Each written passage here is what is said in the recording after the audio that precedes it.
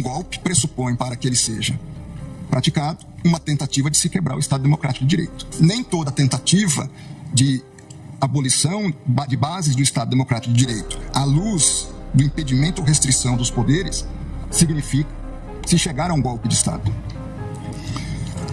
Então, dentro dessa perspectiva, entendo que, no contexto, se aplica o princípio da consunção ou da absorção. Ou é um golpe de Estado, que traz consigo o caráter de também, nos termos do que diz o dispositivo, impedir ou restringir o exercício dos poderes constituídos, ou ficou apenas, dentro das características da conduta, da tentativa de impedimento e restrição do exercício legítimo dos poderes. Dentro dessas circunstâncias,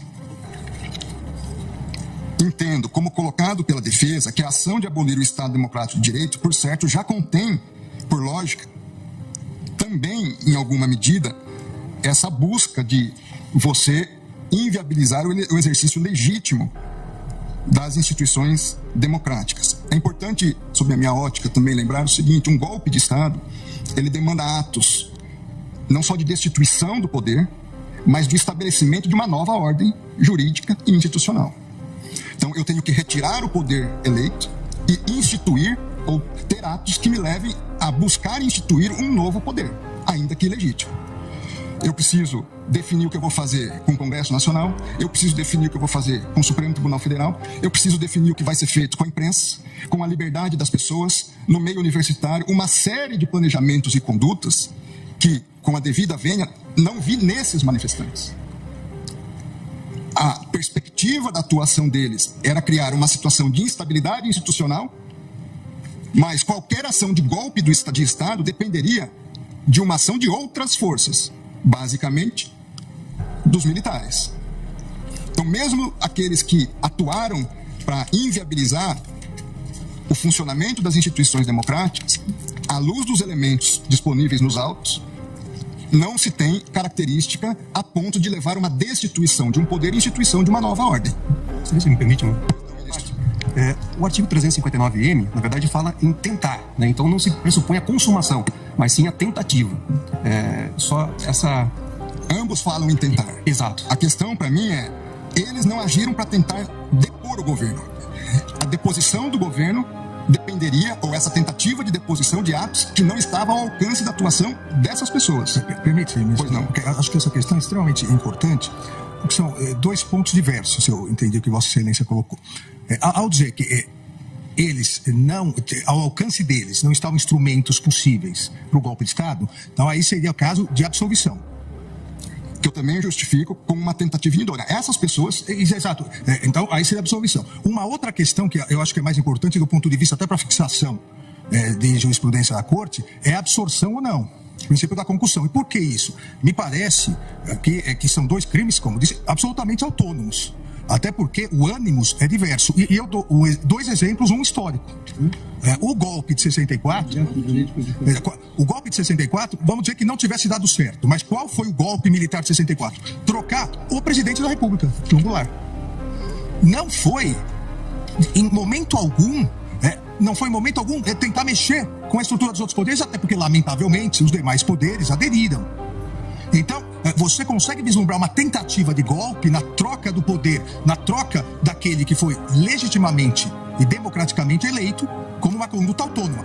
O que, na minha opinião, no meu voto, eu entendi, ao prever a intervenção, ao pedir a intervenção federal, se pretendia trocar o presidente eleito pelo candidato que perdeu. Esse é um crime. A outra coisa é atacar o funcionamento do Supremo Tribunal Federal ou do Congresso Nacional com a invasão, impedindo a atuação. Volto alguns meses. Vamos dizer que essa conduta do dia 8 de janeiro fosse antes do final do mandato do anterior presidente. A conduta idêntica. As pessoas virem, atacarem violentamente, invadirem. Nós não teríamos a acusação de golpe de Estado, porque elas não estavam pretendendo trocar o presidente, mas elas estavam pretendendo obstaculizar o andamento do Supremo Tribunal Federal e do Congresso. Tenho dúvidas, ministro Alexandre, por quê? Nesse exemplo também de uma ação anterior ao encerramento do exercício do mandato do ex-presidente. Porque, formalmente, teríamos também uma consideração de um poder legitimamente eleito que estaria impedido.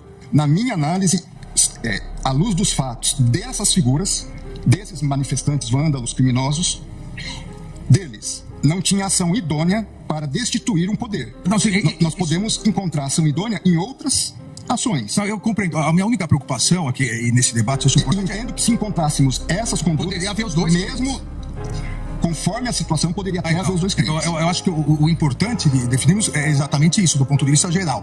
Os dois crimes podem coexistir em concurso material, dependendo da circunstância. Veja, nós estamos tratando pela primeira vez da aplicação de uma norma penal com conceitos bastante indeterminados. De uma lei extremamente nova. Então você pega o conceito. O que é Estado Democrático de Direito? É um conceito amplo, onde nós podemos, em alguma medida, encaixar várias questões. Foi a primeira vez que nós tivemos manifestações violentas em Brasília? Não. Nós já tivemos invasão do Congresso Nacional violenta.